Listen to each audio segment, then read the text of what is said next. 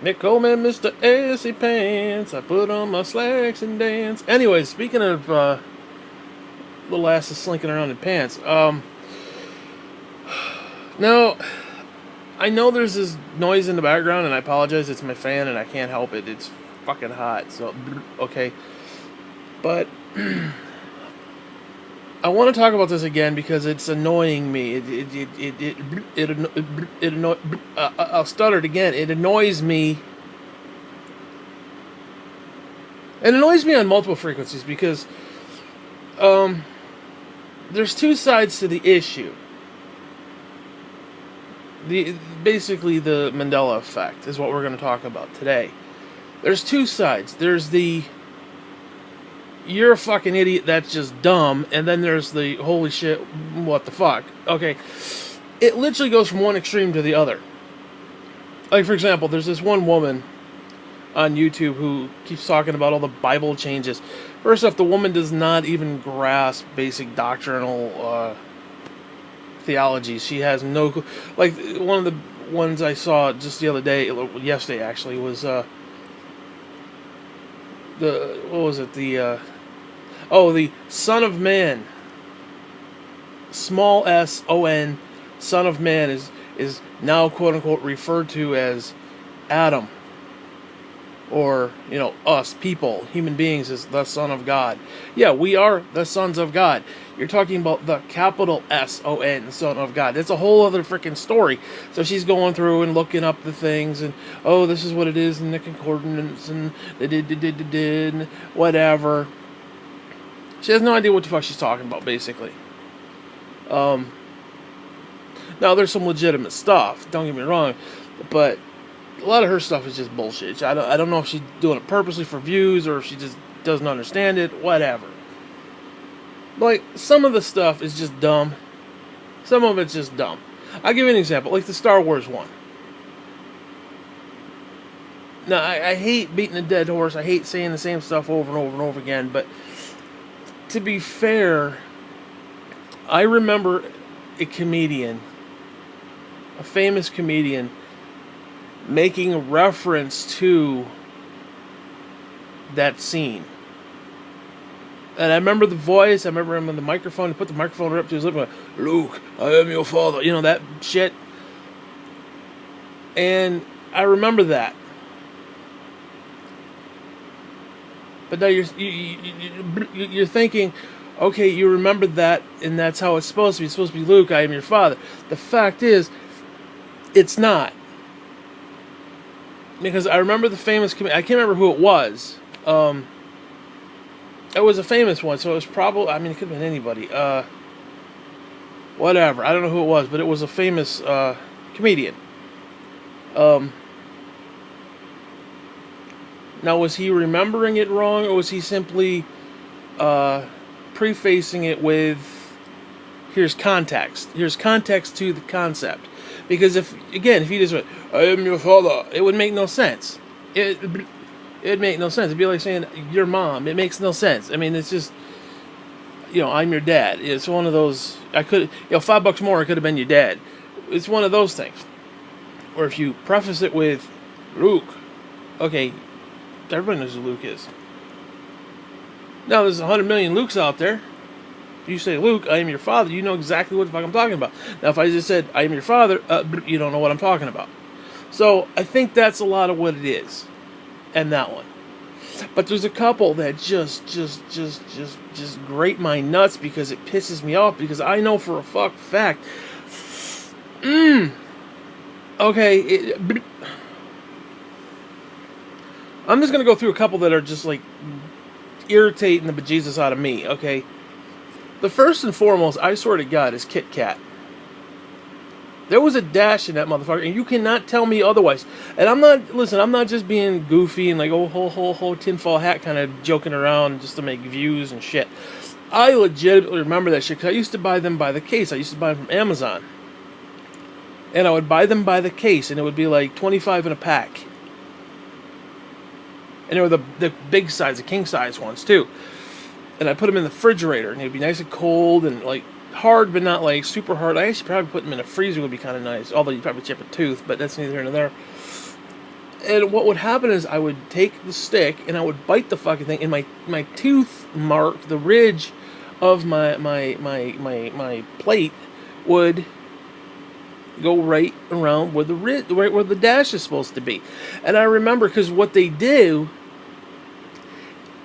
is they actually have the word Kit Kat written, like, embedded, like, yeah, embedded. It's the only way to describe it, in the actual stick itself. So it's not, in other words, the stick isn't just flat. They actually have the word Kit Kat, and there's like an indentation of it. And I remember rubbing my tongue in the dash area, going, I made that noise. I made the noise as I was licking the dash. I did it as a joke, and I remember that as a fact. I know for a damn fact there used to be. You can't tell me, dude, you cannot tell me otherwise. Okay? Again, this isn't just, again, I want to point out, I'm not trying to be a dick here, or just trying to, like, oh my god, there's Mandela effects everywhere, please click and like and favorite. No, I don't mean that shit. Fuck that. I don't even care about that.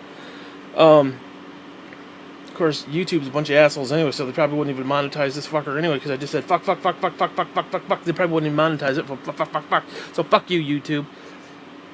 That's another thing, just on a side note. Why don't they get up with freaking advertisers who are, I don't know, condoms or something? Because condom people, Trojan horse, they like people who fuck. I like to say fuck, and YouTube can go fuck itself. That's neither here nor there. Anyways, back to what I was saying. So, there's Kit Kat. And the next one just irritates me to no fucking end, because I know for a fact that Curious fucking George had a tail. You cannot tell me that fucker did not have a tail. Again, you look at the artwork, and there's this weird spatial disturbance back behind him where the tail should be. You look at any of the drawings, it's like, it just, that it's just like the tail was supposed to be there. There's like all this extra white space behind him for like zero reason. And what boggles my mind about that one, what boggles my mind about Curious George not having a tail, is it completely defies the point. The point is, he's a curious little motherfucker, and you always see his tail sticking out of something, and it's like, there he is. He's curious. He's fucking around. He's doing shit. Like, for example, I remember this one particular picture, and I saw it just recently, and there's no tail. There's a couch. Now, picture this. I think it's like 2 pages, so it's like, on the left page is a couch. You gotta remember, it's all white, so there's like a couch. There's the man in the yellow hat, gay as fuck, with his little scarf around his neck. Okay. Or whatever he had on. I don't know, whatever the fuck he was wearing. He's smiling and walking sideways. He had that weird walk. The way they drew him is this weird, like, cock walk. Like, literally, like he had a stick up his ass. He's like prancing, walking. Whatever. I remember the cartoon, so I'm maybe confusing the two, but I remember the picture. So the picture was like, he's just standing there smiling. He's like, "Where's Curious George? He must be into no good. Must be up to no good." And you see a picture of a couch, and that's it. Now, his tail is supposed to be sticking off underneath it, so you realize, oh, he's under the couch, fucking around. I mean, the picture makes no sense. I mean, it literally makes no sense. He's like, oh, Curious George must be curious. Now, is it saying he's not on the couch? The man in the yellow hat left him on the couch? And the motherfucker ain't there no more? Maybe, I don't know. Maybe, because now I'm trying to justify it. And no, because I'll tell you one thing, though. I do remember beyond a shadow of a doubt that little bastard hanging from the tail, fucking around with the guy's hat. I remember that. I think it may have been the cartoon or whatever. Maybe, I don't know. Did he have a tail in the cartoon? I don't know, but that's fucked up. That's completely fucked up. Because, again, why don't the monkey have the tail? Monkey's got a tail. You look at Diddy Kong. Diddy Kong's got a tail. Why don't Curious George? I remember him hanging from the damn thing, and he grabbing the guy's hat, and the guy's like, "Oh, George, you're so funny." Oh. I remember that shit. I know for a fact that shit took place. I know damn well that shit took place. You can't tell me that. And then, of course, there's Mirror, mirror on the wall, which that pisses me off. And then there's the Fly My Pretty Fly, that pisses me off. But the biggest one that really does mind fucked me on multiple fucking levels is the Lucille Ball one where Desi, or where the fuck it, no, what's that guy's name? Whatever the fuck his name was. Said, Lucy, you got some explaining to do. I remember that exact fucking quote. Now, I didn't really watch the show, but I remember the look on his face. I remember the way his mouth moved, because that's what it was. It was a classic, iconic moment from that show, and I remember it as a fact. Now, I don't know if they did stuff outside the show, like a Letterman kind of a thing back in the day, whatever they had back then. I don't know. But I remember his little face, his little mouth going, Lucy got some training to do. I remember that shit. You can't tell me he didn't motherfucking say that shit. No, I don't, not just remember wrong. I looked at his mouth, and that's what made me laugh, because his little mouth went, his little mouth puckered up, and it made me laugh. Lucy got some training to do. Okay, I remember that shit. You cannot tell me it's not true. Okay? Fuck this reality either way. Even if it's just bullshit, fuck this reality. Now, I'm sorry, this reality fucking sucks. Okay, I'm gonna get off topic a little bit, but this reality fucking sucks. Like, everybody, oh, God created it wonderfully and perfect. No, he did not. He did not. If I stub my toe, that means God done fucked up. Well, that's because you circumstance. No, fuck you. If I stub my toe, God done fucked up. That's how it is. You can't tell me any other way. Now, being a little hypocritical, maybe. Yeah, I probably did bring it upon myself. I'm a clumsy fuck, whatever. I get it. But the fact that it exists, pisses me off. Like, for example, getting raped with a dump truck is not a thing. It's not. Getting raped with a dump truck is not a thing. Now, how do you get raped with a dump truck? I picture it like this. You're standing on a really tall hill, you bend over, you pull your little pants down, you bend over, and you have a friend or someone, doesn't have to be a friend, it can be anybody, in the driver's seat of said dump truck, and they pull the lever and put it into from park to drive, and it just kind of rolls down and bumps you in the ass, like the fender, the whole front end of the dump truck, boop, right into your buttocks. That's how you get raped with a dump truck. But yet, that's not a thing. It's completely feasible, completely viable, and you know there's freaks out there who'd like to be a part of that. You know it's a fact, yet it's not a thing. Yet, small children getting kidnapped, raped, and beheaded, and having their head put into a plastic bag stuck into a guy's freezer, while the guy then takes the headless corpse and throws it into the dumpster for rats to gnaw on. Okay, that's the thing. Why is one a thing and the other thing not a thing? Okay, that's what pisses me off about this fucking reality. There's some stupid shit that should not exist. There's stupid shit that takes place that should not happen. People getting raped with a dump truck is totally viable. I'm for that. I'm completely for that. I am 150% completely for that. Raping yourself with a dump truck, I am fucking for it. I totally want to start a movement, okay? But yeah, kids getting raped and killed and murdered and beheaded. Yeah, sure. That's just another normal day in the park. Are you fucking kidding me? So I'm not sitting and telling me this reality's perfect. Men sinned and... no, fuck all that shit. You can't set dominoes up in a certain pattern. And again, this is my own personal pet peeve. My own little beef with God. And I don't mean to sound ungodly when I say it. I'm sort of being more reactionary than just thinking about it logically. Although you're talking about God, so it's questionable whether, whatever. It's by faith, not by sight, so whatever.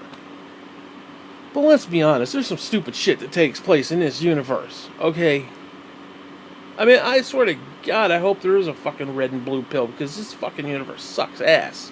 I hope the fuck there's multiverse bullshit, because I'll tell you right now, there's at least one version of me that's got a big dick. I'm going to throw that out to you. Okay, I'm just going to throw that out to you. Might be too much information. There it is. There's a multi-fucking verse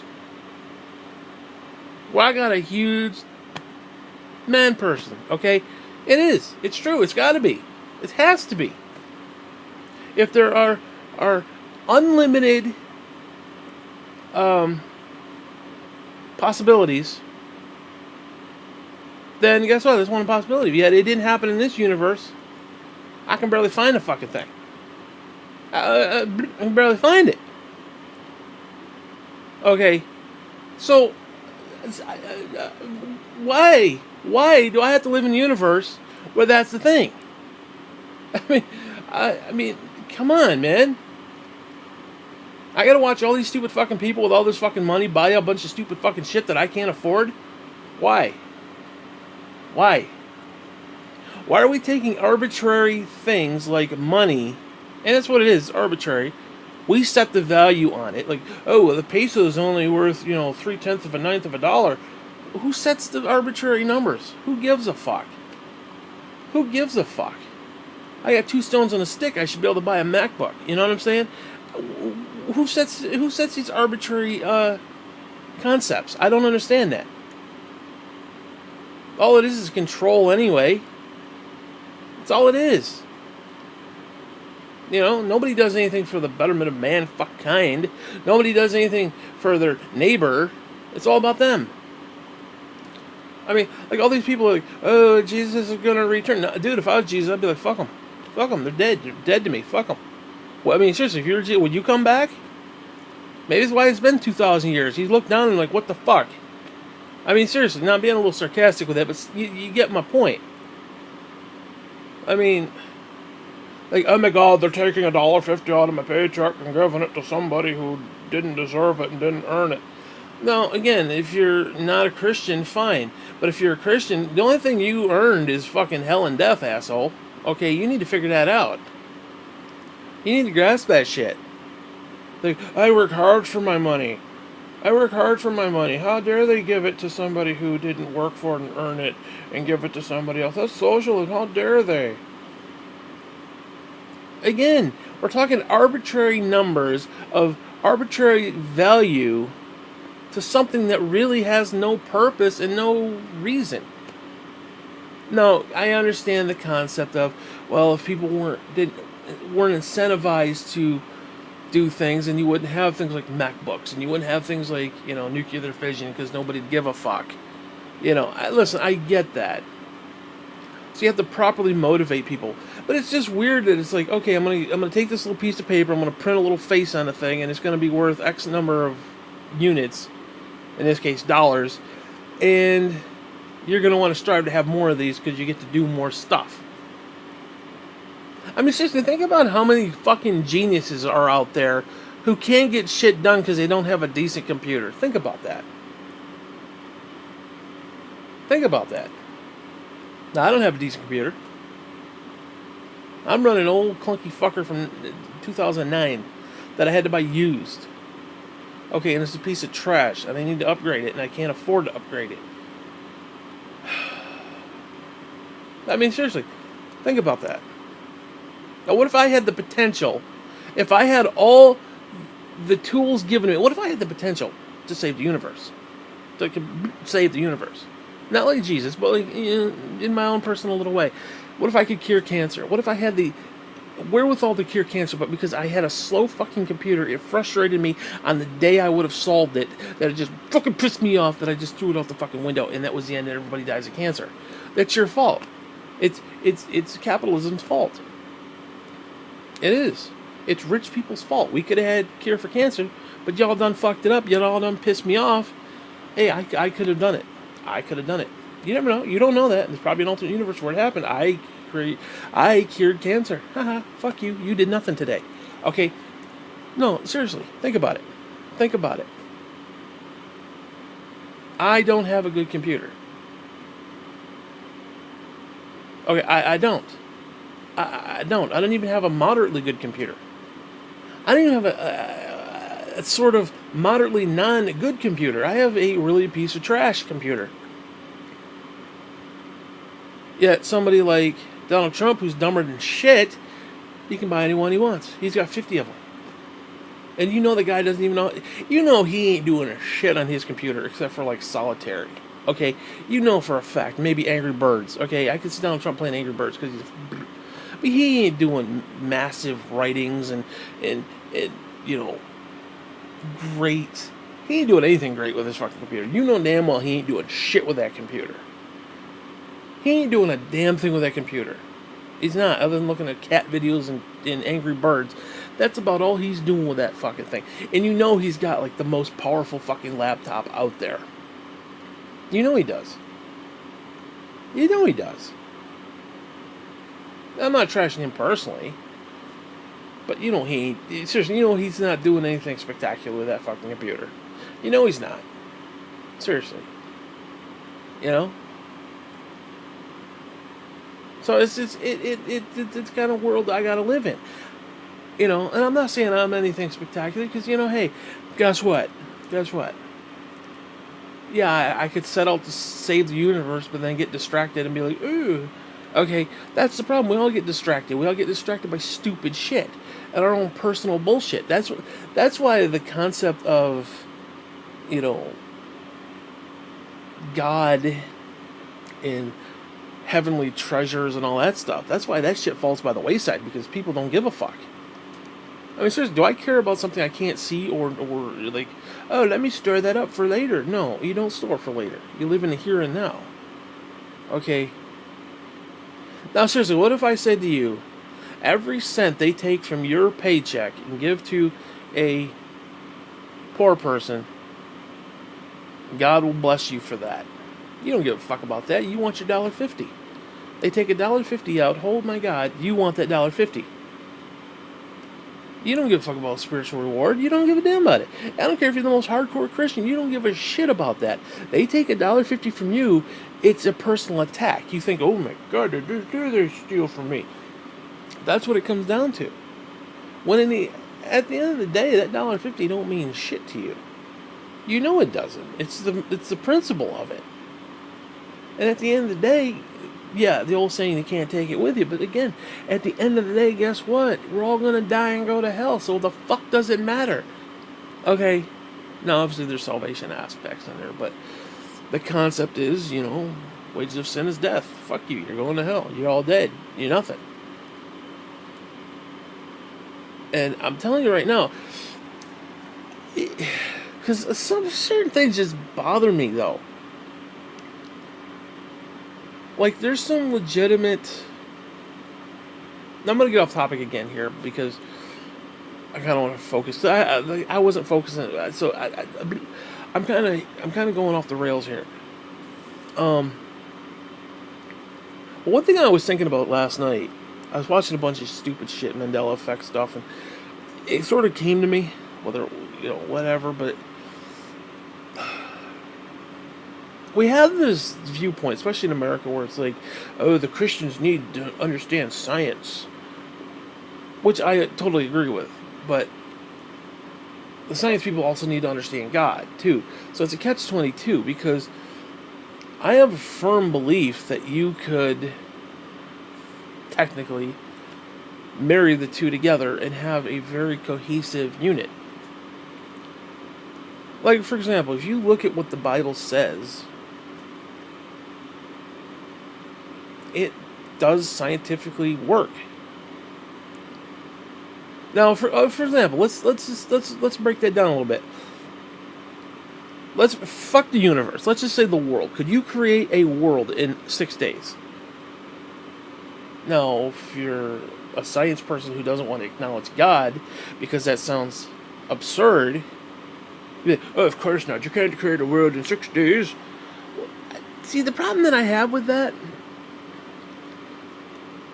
especially as an American, we have like American ingenuity, we have American spirit, so to speak, where it's like, if there's a will, there's a way. In other words, if you give somebody incentive, they'll do it. I mean, like if somebody says you can't build a viable world in 6 days, somebody's going to go out there and prove you wrong. And now, granted, it's a little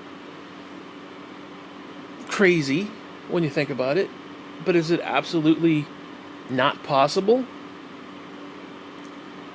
I mean, I suppose it's not. No, fuck it. You could create a world in 6 days. Absolutely.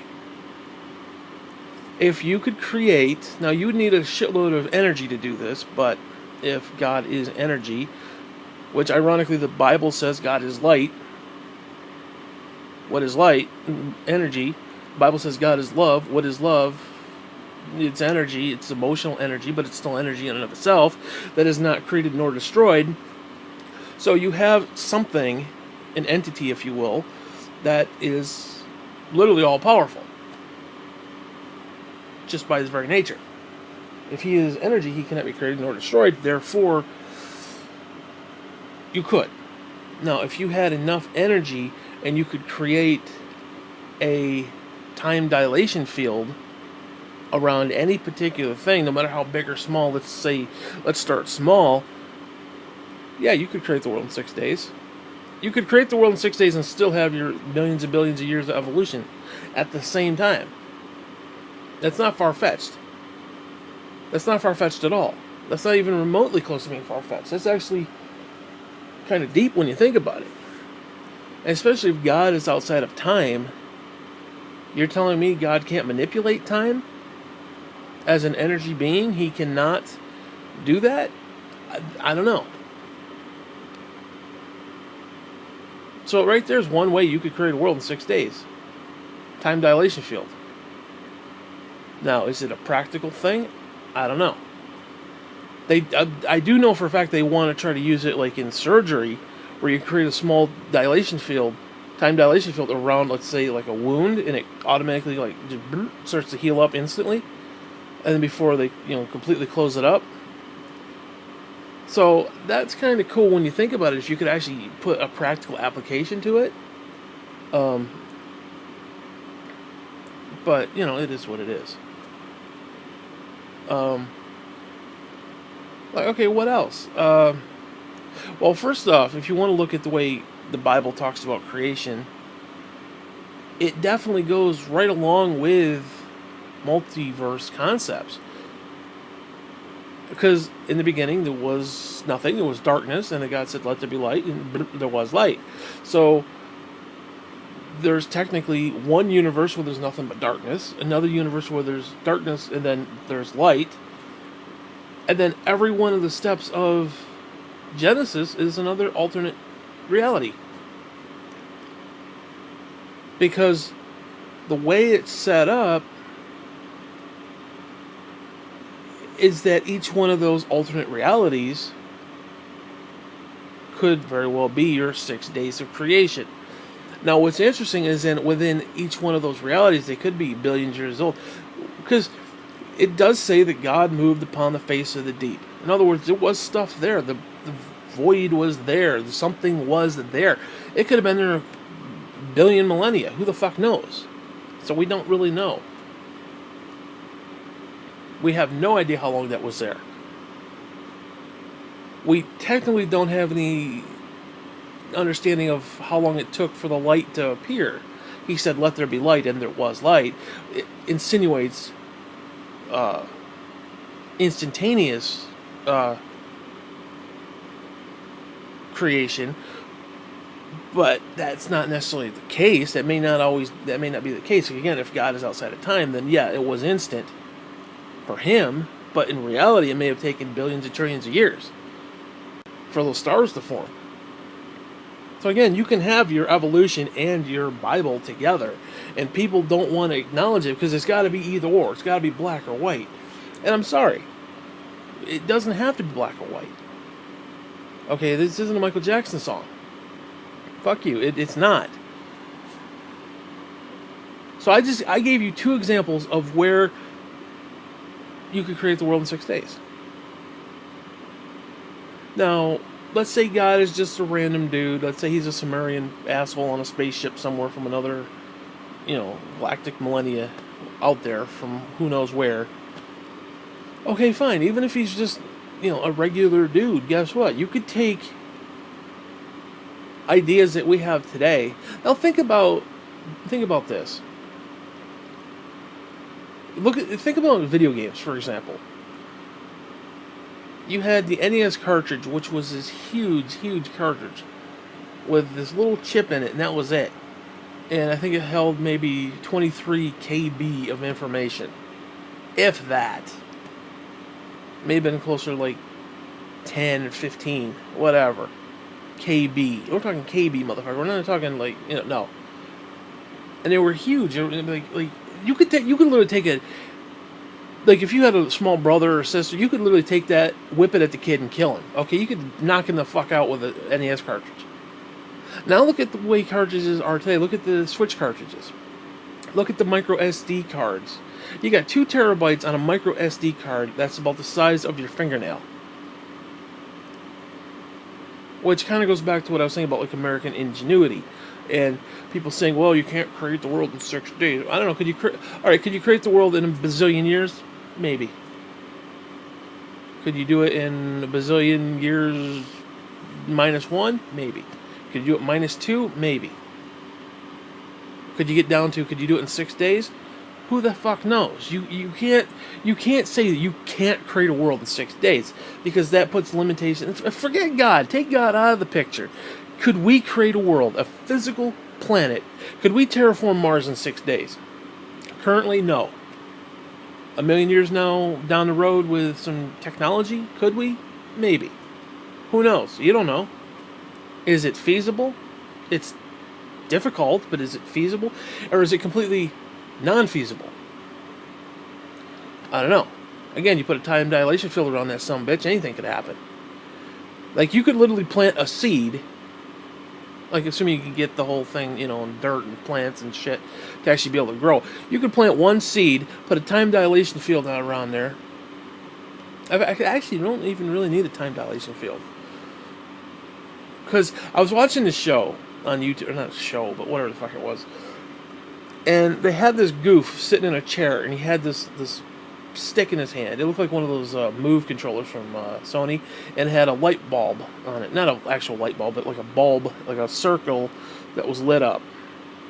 And what he was doing is he would basically hold it up and down. He would basically, like, almost like he's jerking it off. Just going up and down, up and down, up and down, up and down. Well, he was sitting on a chair that was on this thing with wheels, and what would happen is somebody would move the thing back and forth. Now, he had a webcam, or a little camera on his strapped to his head.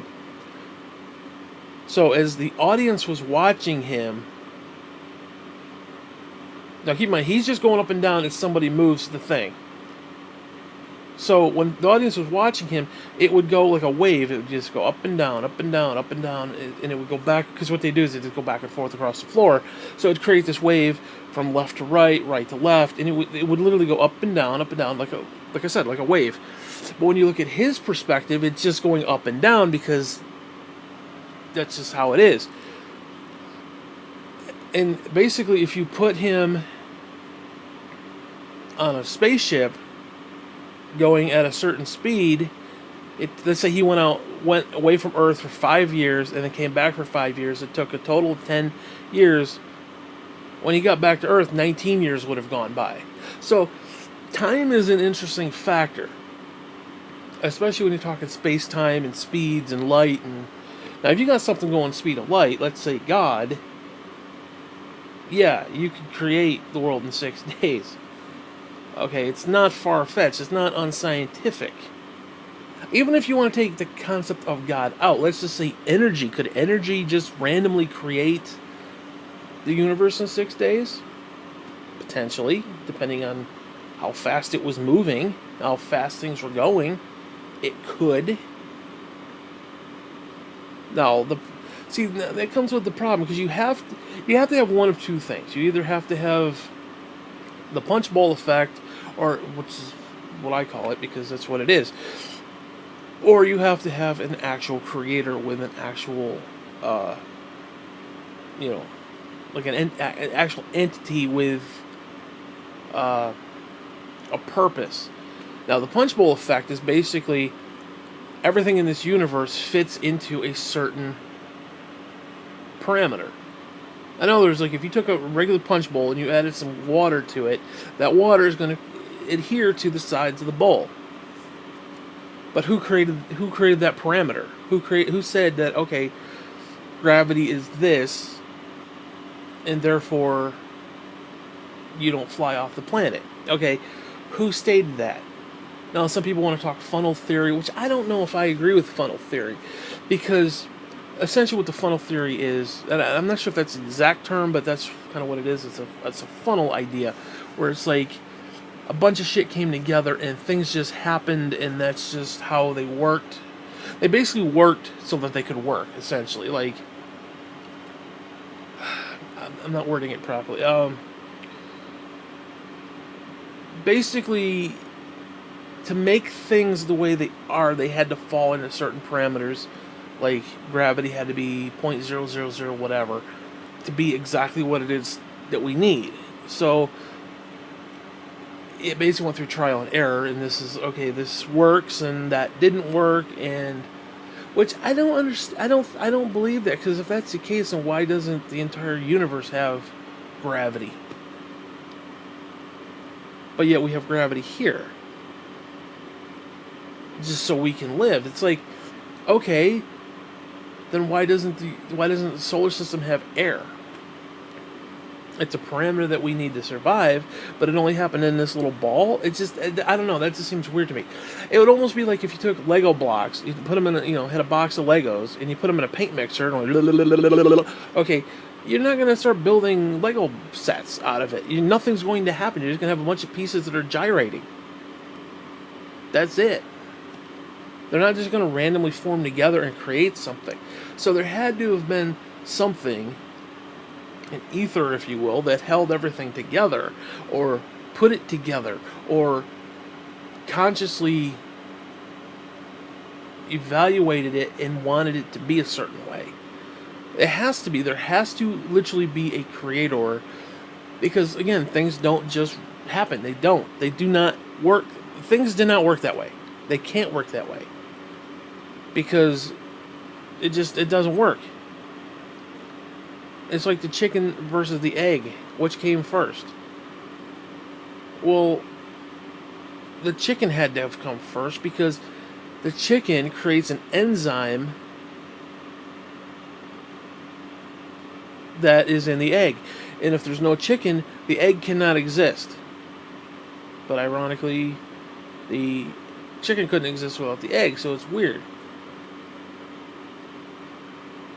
That's how everybody looks at it. But again, you had to have had a chicken.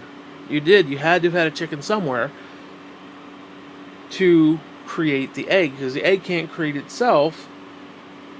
So there's at least a starting point of, there was a physical chicken at some point, or something that laid something very similar to a chicken egg. Okay. Now, if you're talking evolution, okay, that's what I mean by that. So you had to have the chicken to create the egg. You couldn't have the egg create the chicken, because the only thing that creates the enzyme is the chicken. So I don't know, it's weird. Now, that means there had to have been simultaneous creation, or things just popped into existence. Now, how do you marry evolution into that? Well, I personally think it's stupid. You don't need to, but you could if you had to.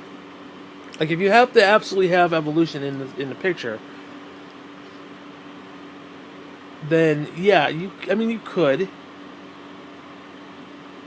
Because what happened with the simultaneous creation is that it would have a backstory.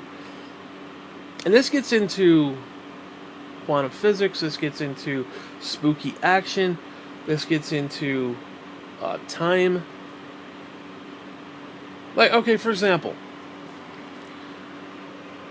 I could be given three choices. I could go straight, I can go left, or I can go right.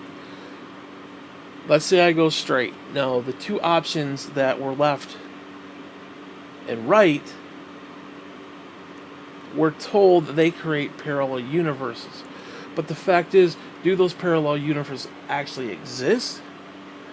Because I chose to go one way, does that mean the other ones just are simultaneously created, or are they just unused potential? So think of it almost like a video game, where if you go through a door, everything behind that door ceases to exist. It's still coded in there, it's still there, and if you backtrack and go through the door again, it'll reload and it'll be there. But to save space and the same time and to save energy and resources, it's no longer rendered. It's not there. So it's similar to time. Does time have to be like the different branches, the different alternate universes? Do they have to exist? Now, if we could observe them, then they would exist as if they had always continued to go on. No, they're coded in there, but are they actually there?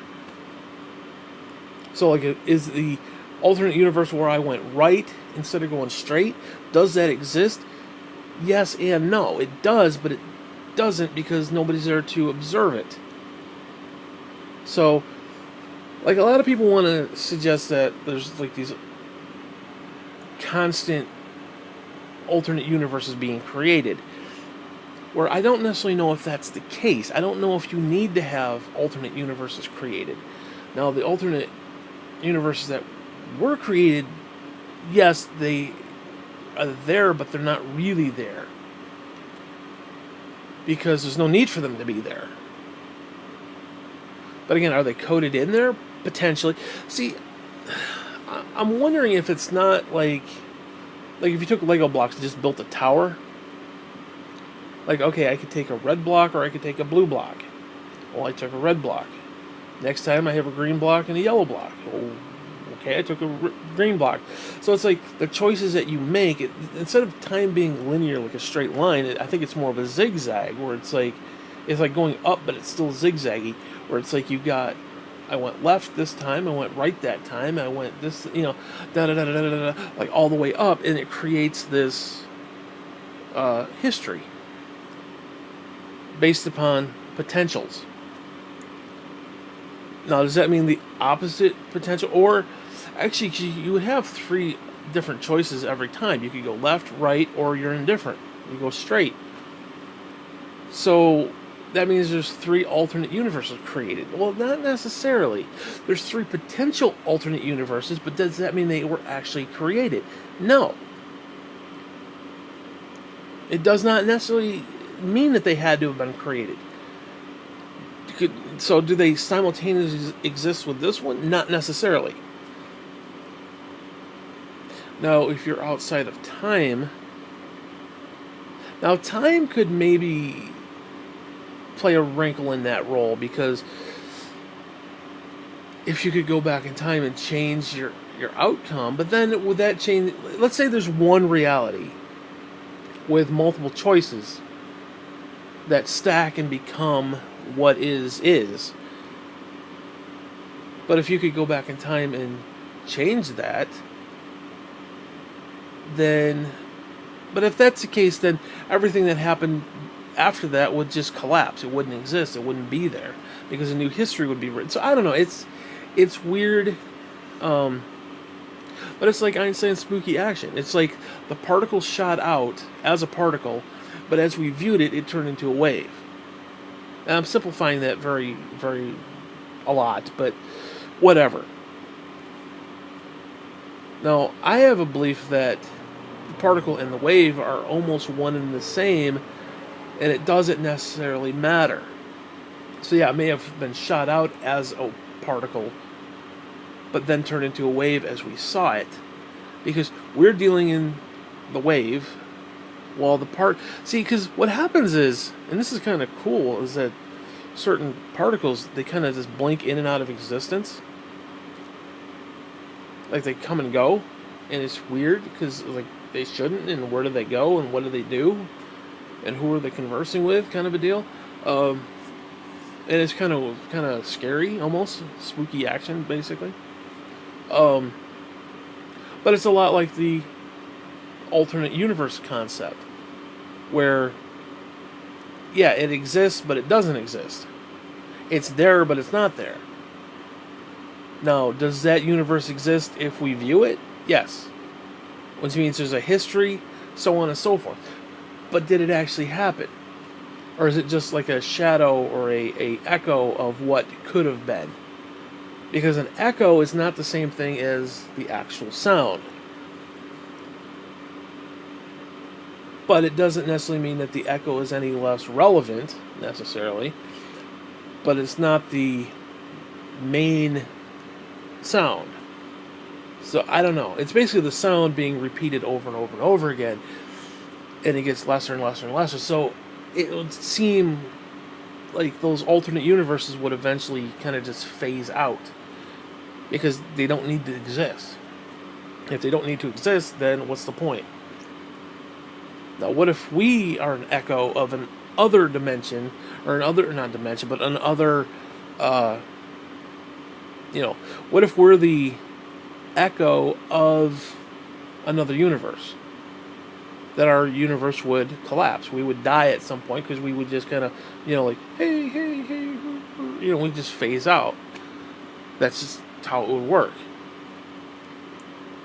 So I don't know. It's really weird when you think about it. Yeah, I was thinking about that last night, man, because it's just. I think you can have God, evolution, the whole nine. I think it can all work. Now, I don't think you need evolution necessarily. Now, don't get me wrong. To me, there's two variants of evolution. There's your basic evolution, and then there's your answer to everything evolution. And I don't think the answer to everything evolution even is viable. Now, yeah, there's the adaptation of evolution that works. Again, if people who live in the mountains, because there's less air, they have to breathe heavier, which tend to mean that their chests are slightly bigger. They're more stout. They tend to evolve to their surrounding. They tend to not evolve. I don't want to use the word evolve. They adapt to their environment. Now you can adapt because we are like elastic. We can. I mean, you got somebody who looks like me who's a fat fuck, or you got somebody who looks like Lou Ferrigno who's just in shape and just a piece of beef. He's a legitimate piece of beef. So there isn't an elasticity there. But that doesn't mean we evolved or we're something different. Because the problem that I've always had with evolution is that there's this side of it where it's like, oh, DNA just magically changed for whatever reason. Now, yeah, it does technically magically change. There's retroviruses, but that's different. That's actually something that was implemented into. And then there's things like mutations. Now, the problem with a mutation is that we've never seen one that was actually good. Now, we're not talking X-Men here. We're talking more like cancer, okay? It always leads to death, usually. I mean, not usually. I don't think there's ever been a time, in fact, I know there hasn't. And I say I don't think as in, like, last week. I don't know any. I'm not up to date with it, but there has never been a mutation that's actually been a positive thing.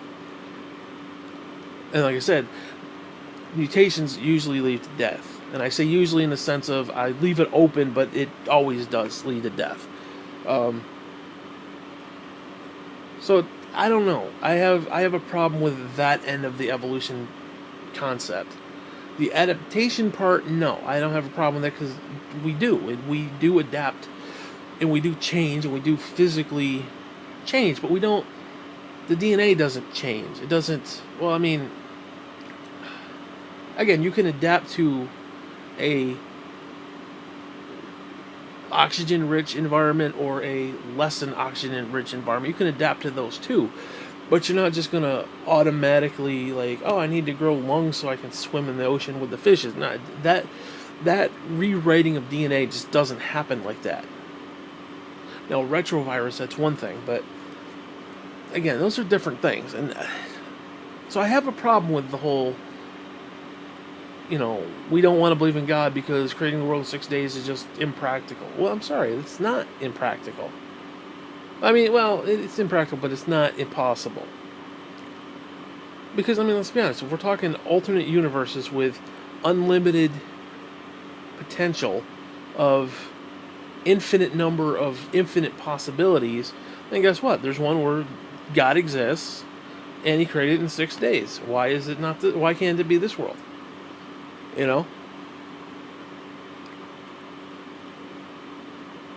Why not? You know? But ultimately, then it would have to be a universe where God doesn't exist. So, you know,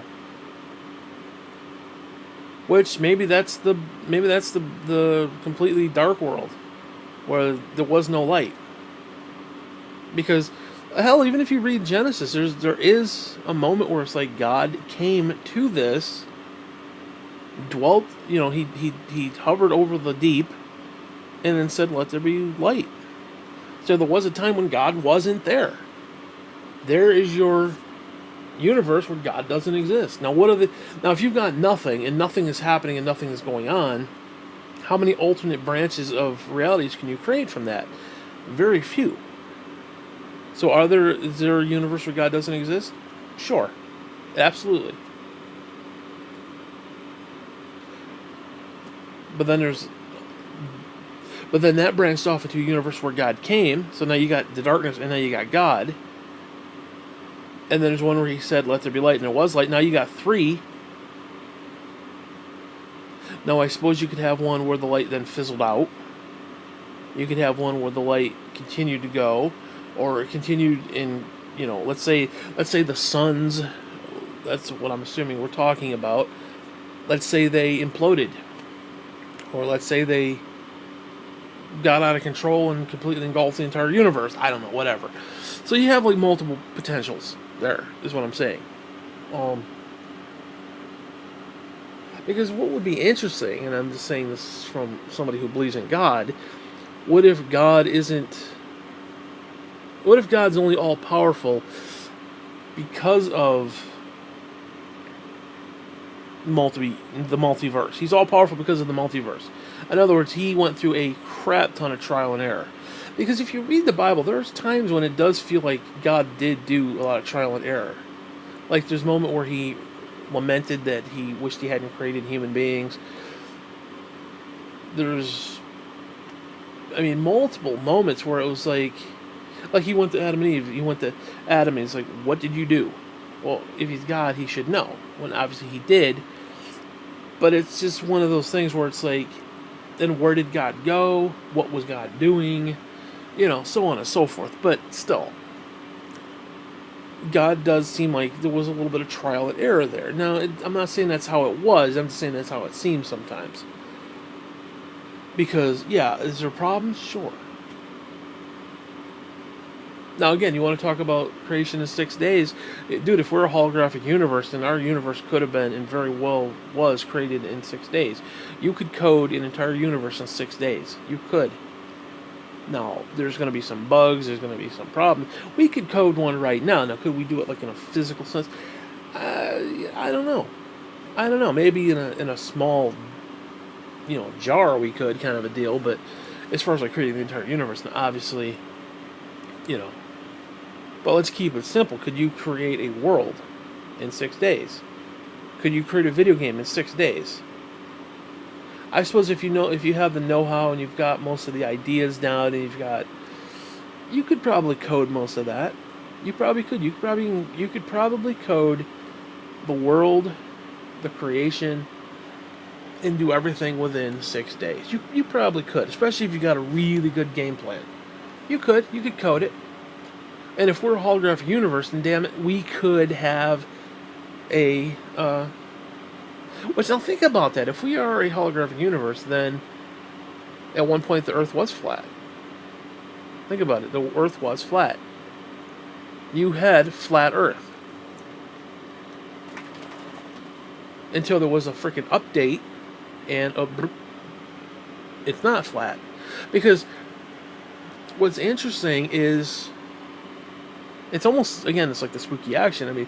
Think about it, Adam and Eve. Now, did anything else outside of Adam and Eve's sight actually exist?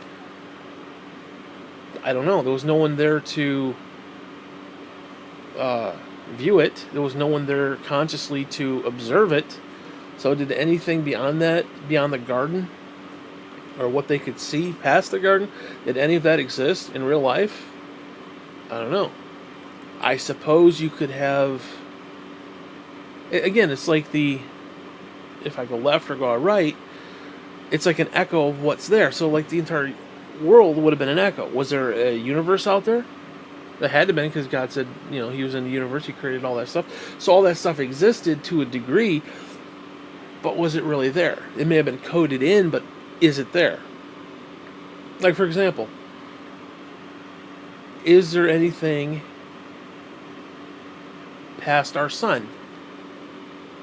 It's there, but it's coded in there, but is it actually tangible until we get there and view it and see it, and it becomes real? It kind of molds back into shape. It's like the wave and the particle.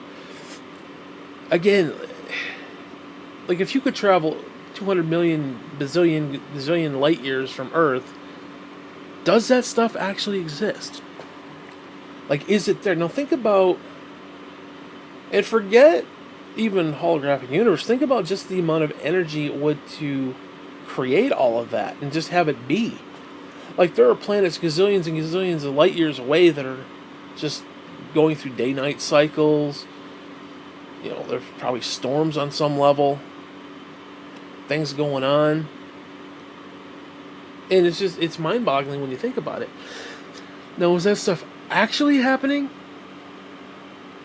or do you have to view it, like be there to observe it for it to happen?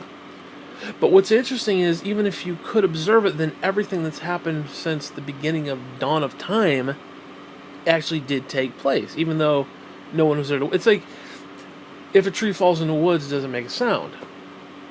Well, I guess technically you'd have to define what a sound is. Now, if there's no animals or anything around, the sound is created, the wave enters the ear and the sound. So did it create an actual sound? Technically, no. Because there was no one there to receive said sound. The wave was there, but it's not necessarily the same thing. So it's there, but it's not. See, it's oh my god, it's so fucking weird when you think about that, because it's like alternate universes. They exist, but they don't really exist. Infinite possibility. It exists, but it doesn't exist. It's like God exists, but He doesn't exist, in a way. Like everything, like us. Like, I do not know if anybody other than me is real. Now, in my head, I believe I'm real. I believe I'm a person. I believe I know I don't want to die. I know I want to continue to live. Okay, but as far as like anybody else, I have no verification that anybody else is real. None. I can't say one way or the other that, because everyone else could just be a figment of my imagination. My parents, the people I see at the store, friends, family, whatnot. I have no fucking clue if any of you people are real. And again, on the flip side, I could be saying this to manipulate your mind, to make you think and realize that I don't exist. I'm not real. I'm not an actual person. I am a figment of your imagination. I am your version of what you think I should be. And the words that I'm saying are coming from your head, not mine. And that's fucked up when you think about it. That's really deep shit when you think about it. Maybe I'm manipulating you to think something. Or maybe, I would be you manipulating yourself to think something. Because, again, I would be your conscious or subconscious, depending how deep you want to go. I mean, think about that, though. You have no proof that I exist. None. Like, for example, what if I am a ghost? What if I am a figment of one's imagination? What if God created me for you to feel sorry for? Like, you should send me a computer. You should send me a MacBook Pro 13-inch, $3,000. You should. Why? Because maybe it's God testing you. Maybe I am God testing you to store up heavenly treasures. You do for me, and I don't actually exist, but it's like you don't know that I don't exist. So you are giving up something for what is potentially someone else to have a better existence. All the while, it's just you and God. No wife, kids, family, none of that exists. It's just you and God. And they're only figments of your imagination to get you to do the right thing, get you to do something outside of yourself. Instead of worrying about you, you worry about somebody else. Instead of worrying about your family, which is an extension of you, you worry about someone else. And that's not even including like just friends and family. What if you worried about somebody you've never met before? Just random dude on the street, just random kid on the street. Maybe that's the point of the Bible. Maybe that's what the Bible's trying to tell us. Maybe that's the whole point of spiritual treasures. Is that instead of worrying about, gee, what are they taking from me? Gee, what am I going to get out of this? Gee, me, I. What if we put that on the back burner and said, what about you? How are you doing? How can I make your life better? Do I have means to make your life better? If I do, here you go. Maybe that's when God blesses us. Maybe that's when God does things, you know? Maybe that's the universe. And even if you want to take God out of that, maybe it's just the universe saying, hey, guess what? You weren't a selfish prick. Here you go. I'm going to, I'm going to bless you, basically. I'm going to give you what you need. I'm going to give you what you want. Like Christ said, you do to the least of these, you do unto me. You know? When I came to you and I was hungry and I was, naked and gay and whatever else. Whatever, not gay. What did I say? I was thinking naked and gay. I don't know why that. Whatever, you know what I meant. You do the least of these, you do it to me, basically. So, I don't know why I said gay. Whatever. Anyway, who gives a fuck? But seriously. It's some crazy, crazy shit. It's theoretical science and it's bullshit. Because it is, but it isn't. It's all it is, but it isn't. And if that's the case, are we even real? Are we even anything? What if we're not anything? I mean, what if we're just I mean, what if we are legitimately just an extension of God? Like we don't exist. Because it does say that we will. It almost feels like, especially if you read the Bible, that at the end of days, not like Armageddon, but I'm talking like the end, like way 1,000-year reign kind of shit, way in the future. It feels like we do kind of get assimilated back into God, like God. Because if you think about how consciousness works, our life experiences are almost. They're almost like, I don't even know what you call those things. Those connector block things where people make these weird little contraptions where like the ball will roll down and hit a thing and it'll push the thing and it'll knock the thing over and another ball will roll and that'll knock into something and it'll go down and blah, blah, blah. And it'll do these elaborate little contraptions with these little things. That's kind of how consciousness works. Think of it as water through a pipe, and you have all these different variants of the pipe. Like, okay, it was going straight across, and all of a sudden, you're 6 years old and your mother dies. Well, then you get kind of cocked off to the side because it kind of fucks you up. You kind of cock downward in a spiral of anger and hatred, which then leads into something else, and then you kind of maybe find Jesus or something, and you kind of like, oh, I love the universe now, and you kind of get back on track, and it's just all these little nooks and crannies and these little ideas that happen throughout life that create. So you have this base source that is now going through this funnel, not necessarily changing, but reacting to the situation. So if we are all one consciousness, i.e. God, what if we are just God? And I don't mean that in a, like, I'm God, I don't need God, I am God. I don't mean it like that, but what if our consciousness is just God? And it's some sort of weird way to like mass produce himself. I mean, think about it, because it's kind of what energy does in a way. It can't create nor it can't be created nor destroyed, but it constantly is doing something to acknowledge another existence, like another potential way of doing it, so to speak.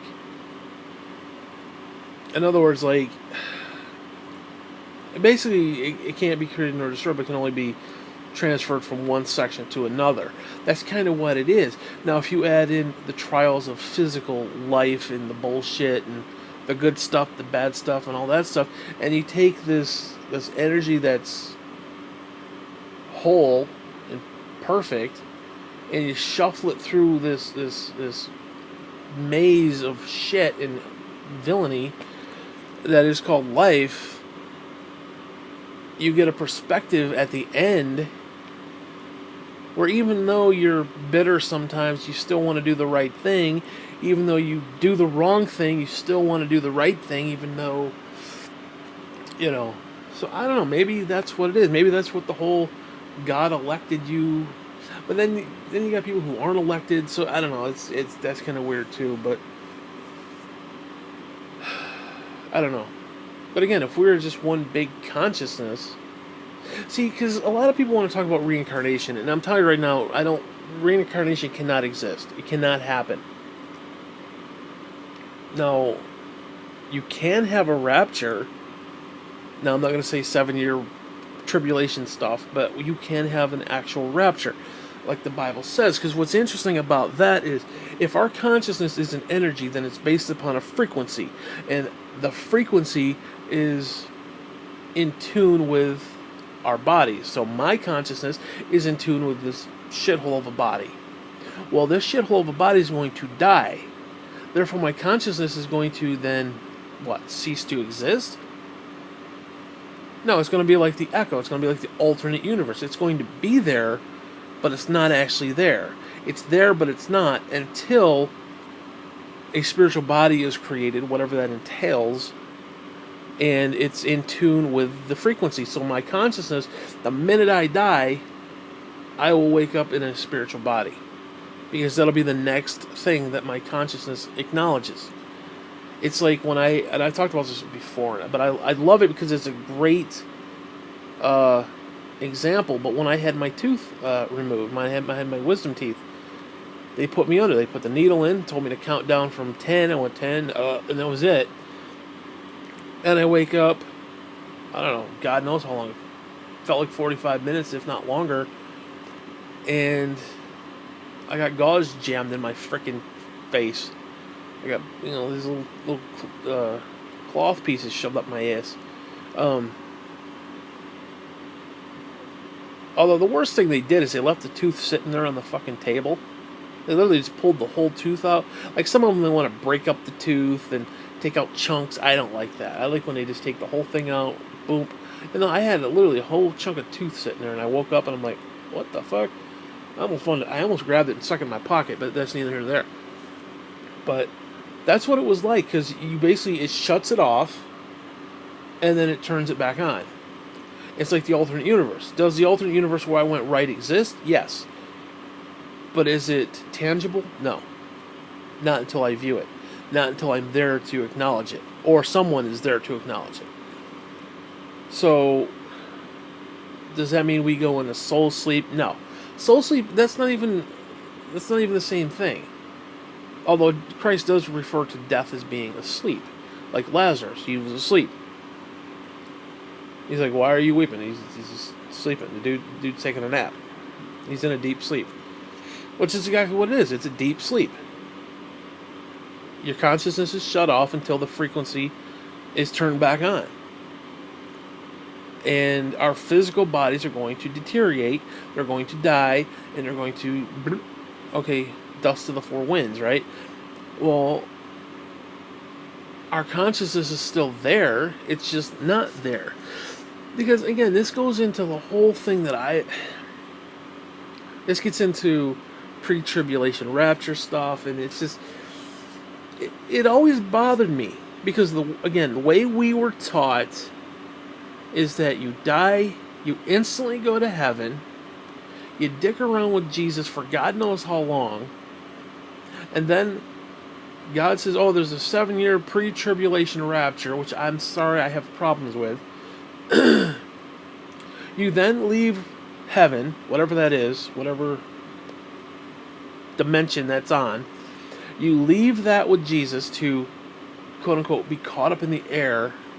The dead in Christ will rise first, which is stupid because that doesn't really make sense in this setting, because what difference does it make? They're already there with Jesus. So technically, I guess, well, actually, I guess it would make sense because they're then leaving heaven, going into the air to be caught up because they were dead, and then the rest of us get caught up and get our spiritual bodies, so on and so forth. Which is ironic because it actually, technically, I see the thing is about rapture. Like, everybody wants a rapture because they don't want to die, but the fact is, I don't know if that's the case. What if, on the moment of the rapture, we physically cease to exist? We will physically cease to exist, so we will technically all die. There isn't, because we always have this belief that, oh, the rapture is going to happen and some of us aren't going to die. We're just going to transition from here to there. Well, that's what death is. Okay, that's what death is. You're not just going to take your physical body and pull it up. So, I mean, imagine like a nuclear weapon going off or something during tribulation or some shit, and everybody's congregated, and everybody who's left is melted, and then boom, you're yo. So, I almost think we have to die. We have to die for any of this to make sense. Which, I don't know how I feel about that, because I'll be honest with you, I don't want to die. I'm sorry, I just don't. It's, oh, you get to be with Jesus. Yeah, that's great. I don't want to die, though. You know, why can't Jesus be here with me now, you know? Him and I can play Mario Kart together and shit, you know what I'm saying? I got the Switch, I can hand him a little controller, whatever. I mean, it is what it is, you know? I don't have to die to go see the man. You know, it's like, well, he's on a different plane of existence. Well, whose fault is that? He's God. He didn't be over there. He can come talk to me. He can come here. You know, he knows where I'm at. Now, if I could go see him on a regular basis, fine. But the only way to see him is for me to fucking die. Okay, that's a problem. Anyways, back to what I was saying. So you die. You go to heaven for however many years. Like Adam and Eve are in heaven. You know, now that, you know, then you got the whole thing with Jesus and the blood, and they weren't technically in heaven, but they were, and then Jesus died on the cross, and then they're in heaven. It's just, none of that makes sense. It does not have to work that way. It doesn't have to be like that. Now, if you take it the way I'm talking about, especially if you're dealing with frequencies, and everything is based upon frequencies, okay, that the consciousness is only viable based upon frequency. Now, it makes an interesting thing. Like, if you talk about like Elijah and shit, who apparently have made a couple different appearances. So I don't know. That's actually kind of interesting, because like Elijah, apparently, him and what's his face showed up with Christ on the mountain that time. And there's talk that they might be the two witnesses in the book of Revelation, which is interesting. So you think about that dude, like his consciousness ceased to exist, or his body ceased to exist, so his consciousness kind of went into his sleep, and then he gets awoken to fuck around with Jesus. He then gets awoken later to be a witness. That could be. Now, is there anything in between that? Now, what's interesting about that is our consciousness needs input. It needs the senses. And if the senses aren't there, there's no input. Now, is there an alternate potential universe or alternate dimension where input is just there? See, I don't know about that, because if we sleep, our consciousness should commune with God, and we should have some remembrance of it. But I don't have remembrance of it in my head because it never actually existed for my physical brain. But does that mean my soul doesn't? It's like you can acknowledge one, but you can't acknowledge the other.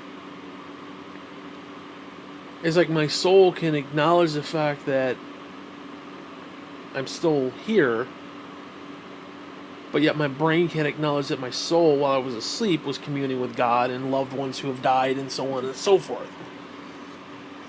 So I don't know. I don't know about that. Um, but then think about it. You get your new body, and then you go away for 7 years. You get judged, and then you come back, or not, probably not everybody, but whoever's coming back in the clouds with Jesus on the white horse at the end.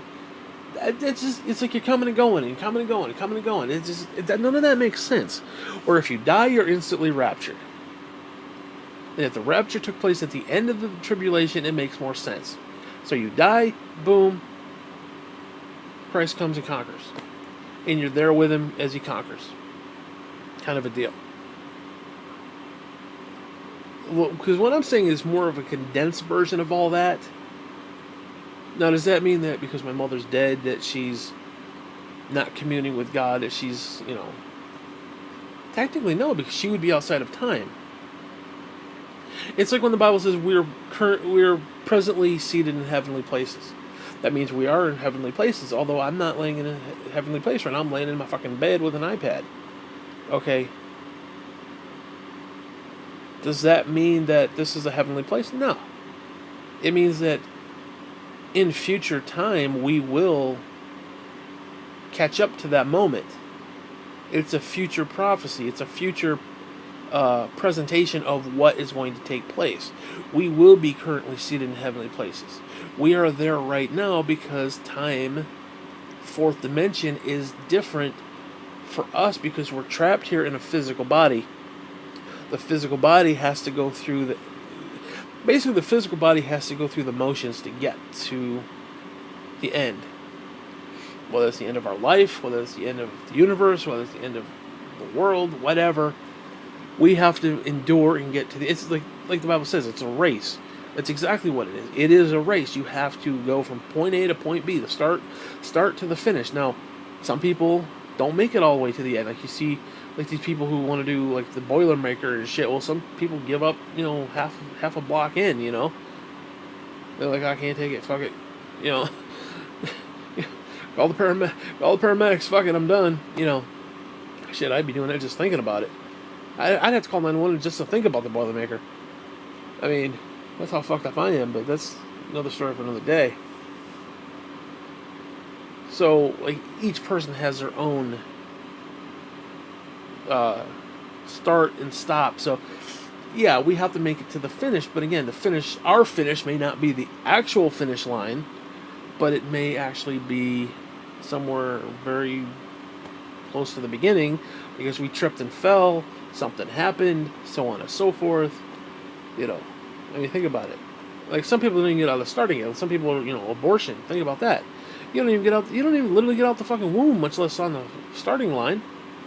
I mean, how the hell is a stupid aborted baby supposed to make it to the finish line when a fucker's laying there dead with, a cord wrapped around his head and a coat hanger shoved up its ass? I mean, think about it. So we each all have a role to play in this, and all that matters is what we do, And sometimes finishing the race means you have to stop and help somebody up so if they can continue on. And helping somebody continue on. It's not about being the first one there. Because the Bible says, ye who are first will be last, and those who are first those who are last will be first. So sometimes, yeah, you know what? It isn't about being the first one there. It's about, did you stop and help the guy, Because we all look at it from our point of view, where it's like, oh, it's me, I gotta win. I want to be the winner. I want everybody to celebrate. I'm the winner. I'm the one who did it. But the fact is, people would celebrate you more if... I mean, think about it. Let's say you're number 2. You're running in a race, and you're number 2, and the guy in the head... like, for example, there's this one... actually, not one. There's a few.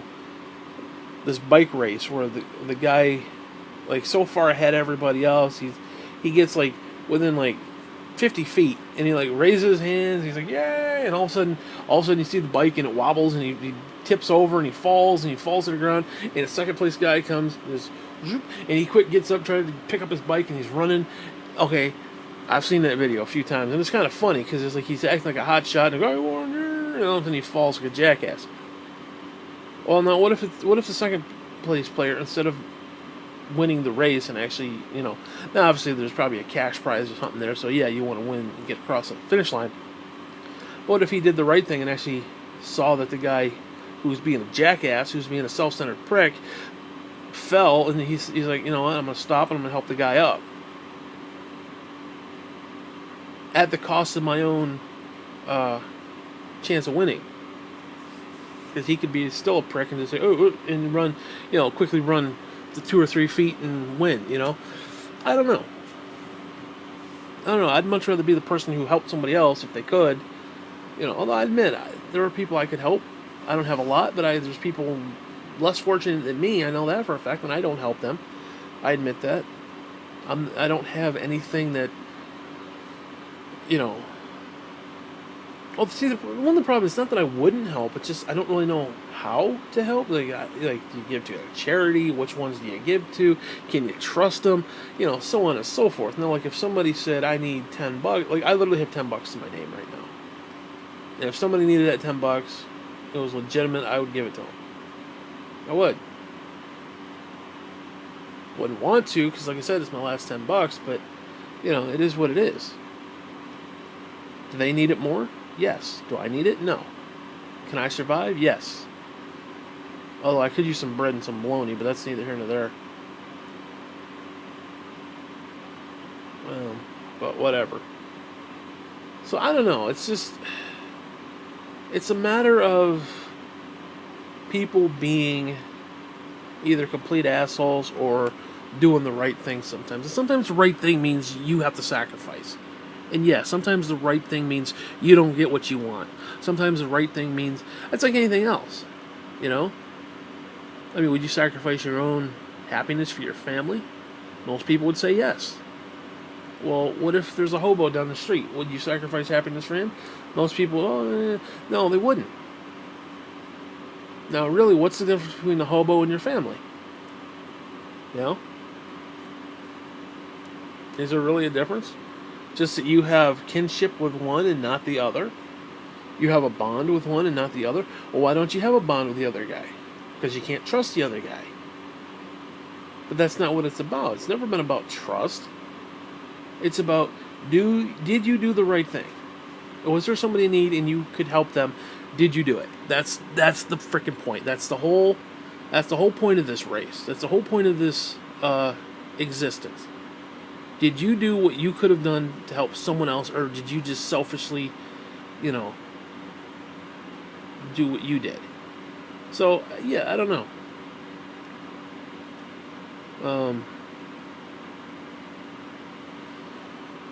But whatever. I'm kind of rambling right now, but actually, I think I'm gonna end this clip. I'm gonna end it early because there's more stuff I want to talk about, but I'm kind of like, I'm not feeling it right now. So, fuck it. I'm gonna end it. Fuck you.